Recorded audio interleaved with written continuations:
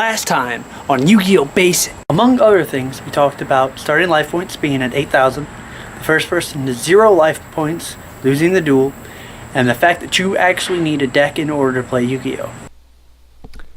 Hi guys, YGOSmurf here, and today I'm going to talk to you about types of cards in the main deck.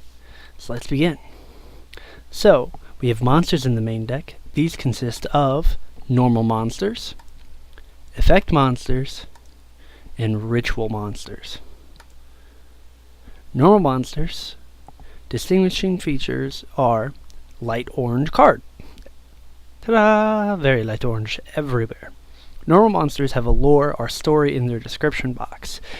It's not really used for anything in the game, it's just kind of a nice little filler, if you will. Effect monsters, the distinguishing feature is that they are dark orange card, like around the border. Effect monsters have their effects in their description box. Effect monsters can do anything from negating the opponent's monster's effects, negating opponent's spell cards, negating opponent's trap cards, summoning more monsters, adding spell cards from your deck to your hand. Wide range of varying effects.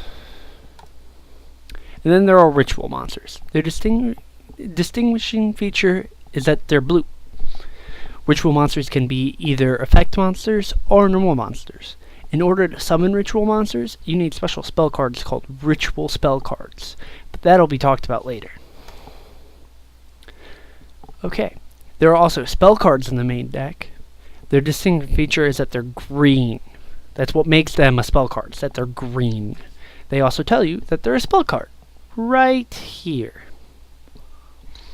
These cards are mainly used during your turn, as opposed to monsters being like kind of the main functioning cards between both players. Spell cards are used mainly for their positive or additive effects, or in the Yu-Gi-Oh! World for plussing. Trap cards! The distinguishing feature is that they are magenta, or kind of like a dark purpley pink.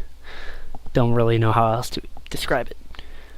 These cards can be used during either player's turn, but as their name implies, they're more commonly used during your opponent's turn to react to a situation. Haha, you sprung my trap card! There's an example. Traps are used for their impeding attributes normally. Sometimes they're also used for their additive or plussing abilities, but most of the times it's used to counter or stop your opponent's actions. And those are the 3 types of cards within the main deck.